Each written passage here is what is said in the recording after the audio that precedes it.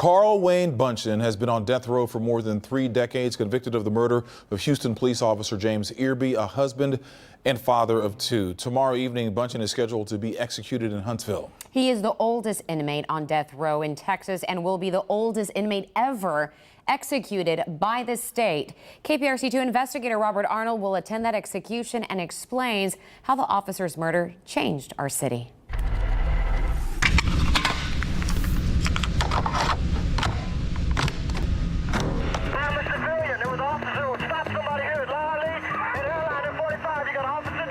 That call came on a clear June day in 1990. Officer James Irby pulled over 2 men in this red Pontiac for a traffic violation. John Killingsworth was driving. Carl Wayne Buntion was in the passenger seat. Police radios captured the chaos that followed. The officer has been shot. We need a lifeline immediately. A white male with a pistol. He's up here on line early. Police here. I have the suspect in custody. When Officer Irby pulled the men over, he asked the driver to get out and step to the rear of the car. While Irby was speaking with the driver, Buntion slipped out of the passenger seat and shot him one time in the head.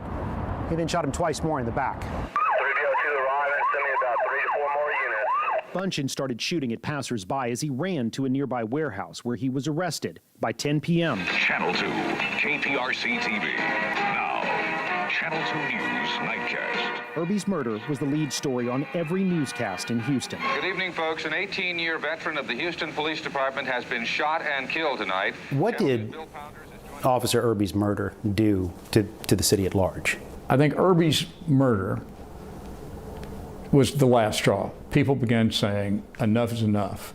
We got to clean this up. Veteran KPRC reporter Phil Archer covered Irby's murder extensively. I think that is the sentiment that a lot of Houstonians are feeling right now, that in some way all of us are diminished a bit by James Irby's death.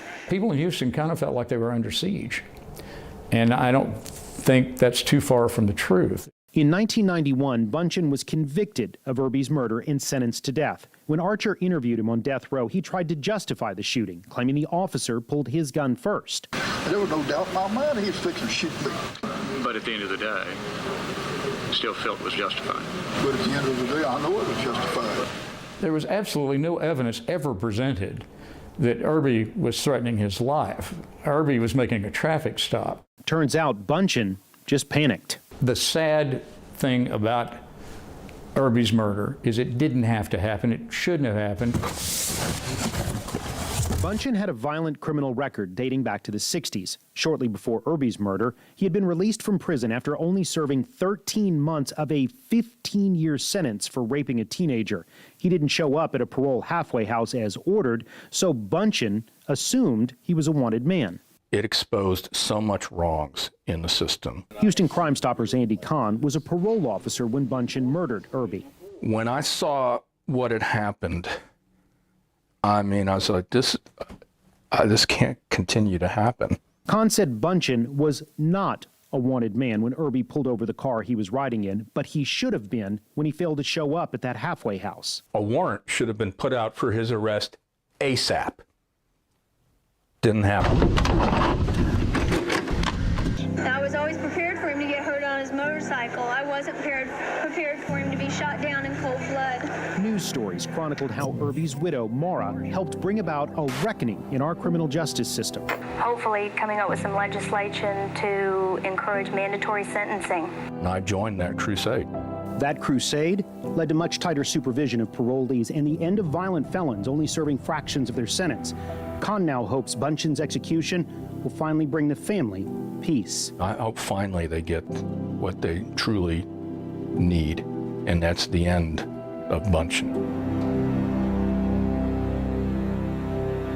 Part of the reason Buntion has been on death row this long is he successfully claimed the first jury to sentence him to death was not allowed to hear evidence of an abusive childhood. A retrial of his punishment phase took place in 2012, and as you know, that jury also sentenced him to die. Robert Arnold, KPRC 2 News.